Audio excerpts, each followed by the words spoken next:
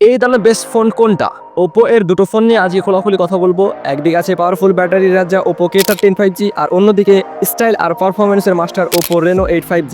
দুটি ফোনই দারুণ, বাট কোনটা বেশি ভ্যালু ফর মানি আজকে আমি সব ক্লিয়ার করে দিচ্ছি, তাই একটু স্কিপ করো না ভাই, নয়তো মিস করে ফেলবা আসল জিনিসটা। প্রথমেই বলি আমাদের প্রথম ফোন ওপো তরফ থেকে ওপো K13 5G। ডিজাইন ও ডিসপ্লে, এই ফোনের ডিজাইনটা ক্লিন আর প্রিমিয়াম, হাতে একদম কমফোর্টেবল।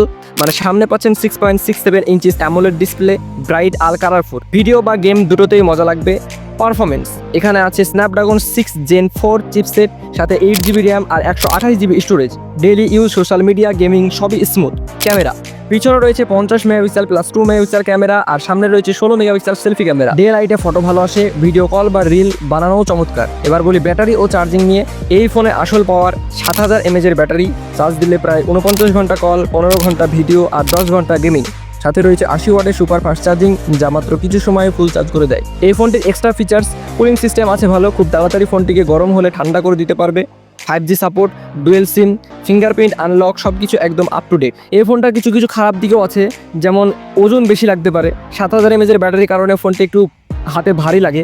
আর এটা হচ্ছে নো এক্সপেন্ডেবল স্টোরেজ, মানে মেমোরি কার্ড ব্যবহার করা যায় না, যা আছে সেটাই। ক্যামেরা পারফরমেন্স গড়পড়তা, 50 মেগাপিক্সেল ক্যামেরা থাকলেও লো লাইটে ছবি একটু স্যাচুরেটেড হয়, আর 2 মেগাপিক্সেল ডেপথ সেন্সর একটি খুব কাজে আসে না।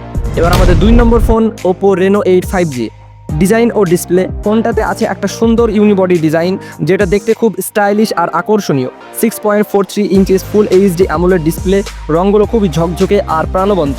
নেটফ্লিক্স, ইউটিউব বা যে কোনো ভিডিও দেখতে মজা লাগবে, একদম প্রিমিয়াম ফিল দেবে। পারফরমেন্স, এই ফোনে আছে MediaTek Dimensity 1300 processor, gaming, multitasking সবই চলে একদম হালকা হাতের মতো। সাথে 8GB RAM plus 128GB storage, মানে স্পিড নিয়ে কোনো চিন্তা নেই।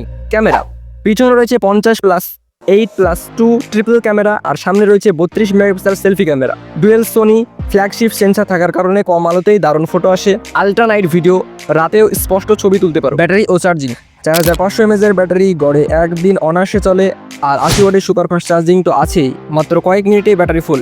এক্সট্রা ফিচার্স এই ফোনটির on display fingerprint, 5G support, dual SIM, 4 বছরের ব্যাটারি পারফরমেন্স গ্যারান্টি, সব কিছু একসাথে।